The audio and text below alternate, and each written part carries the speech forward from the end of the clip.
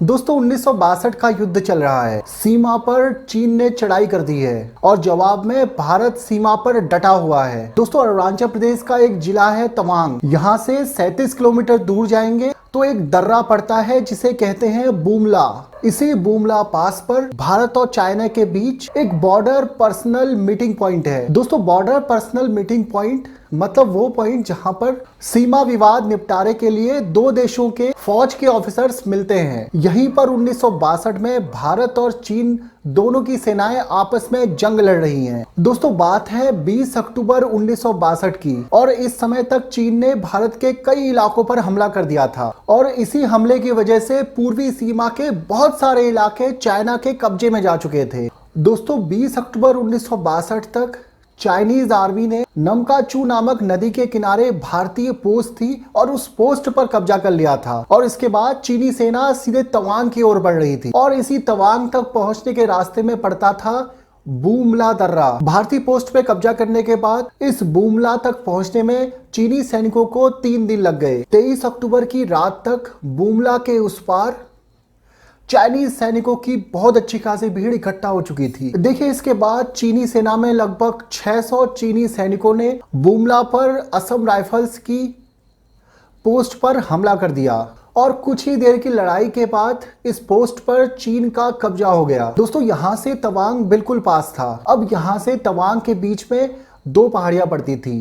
एक पहाड़ी तो थी ट्विन पिक्स और एक चोटी थी आईबी रिज। दोस्तों तवांग पर कब्जा करने के लिए सबसे पहले उनको कब्जा करना था ट्विन पिक्स पर, क्योंकि यहां से नजर रखना बहुत आसान था और अगर इस ट्विन पिक्स पे कब्जा हो जाता तो चीनी सैनिक आराम से तवांग पर कब्जा कर सकते थे। और इस ट्विन पिक्स से ठीक पहले थी आईबी रिज पहाड़ी और इसमें तैनात थे सिख रेजिमेंट के 20 जवान। दोस्तों इस आईबी रिज चोटी पर इन्हीं 20 जवानों में से एक जवान थे सूबेदार जोगिंदर सिंह। सूबेदार जोगिंदर सिंह पंजाब के मोगा जिले के रहने वाले थे। 1921 में जोगिंदर सिंह का जन्म हुआ। 1936 में सूबेदार जोगिंदर सिंह फौज में भर्ती हुए। 1942 में बर्मा में जापानी फौज से लोहा लिया और 1948 में भारत पाकिस्तान के युद्ध में सिख रेजिमेंट के साथ श्रीनगर में लड़ाई लड़ी। दोस्तों बुमला पर सूबेदार जोगिंदर सिंह के कमांडिंग ऑफिसर थे लेफ्टिनेंट हरपाल कौशिक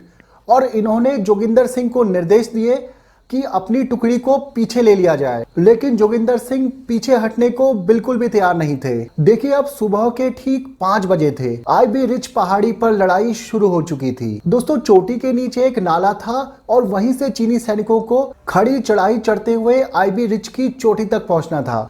सबसे पहले 200 चीनी सैनिक चढ़ाई करना शुरू करते हैं। अब यहाँ पे जोगिंदर सिंह की पोजीशन की बात करें तो उनकी पोजीशन बहुत सही थी, क्योंकि वो पहाड़ की चोटी पर खड़े हुए थे और यहां से चीनी सैनिकों को निशाना बनाना आसान था। इसलिए 200 चीनी सैनिकों के ऊपर उन्होंने ऊपर से गोलीबारी शुरू कर दी और चीनी सेना को बहुत ज्यादा नुकसान हुआ। लेकिन ठीक इसी वक्त चीनी सैनिकों की दूसरी लहर चोटी की तरफ चढ़ने की कोशिश करने लगी। देखिए यहाँ पर दोनों तरफ से जबरदस्त फायरिंग हो रही थी। एक गोली जोगिंदर सिंह के जांघ पर लग गई, लेकिन फिर भी जोगिंदर सिंह मौके पर डटे रहे। अब यहाँ पर एक दिक्कत आ गई थी, जोगिंदर सिंह की सारी गोलियां खत्म होने वाली थी। देखिए वहां पर कम्युनिकेशन लाइंस पहले ही काट दी जा चुकी थी, इसलिए जोगिंदर सिंह अपने बेस कैंप से भी कम्युनिकेशन करके गोला बारूद को नहीं मंगवा सकते थे। इसके साथ ही सैटेलाइट उपकरण भी काम नहीं कर रहे थे, लेकिन इसके बाद भी जोगिंदर सिंह और उनके साथी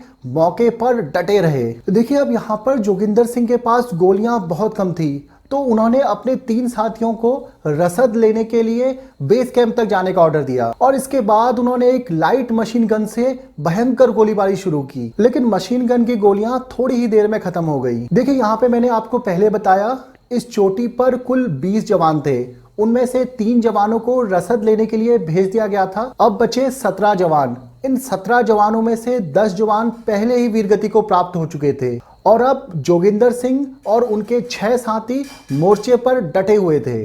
देखिए अब गोलियां तो थी नहीं, अब हथियारों के नाम पर उनके पास केवल संगीनें बची थी। देखिए अब जोगिंदर सिंह और उनके साथियों ने संगीन पकड़कर आते हुए चीनी सैनिकों पर हमला कर दिया और ये सब लोग जब तक लड़ सकते थे तब तक लड़े।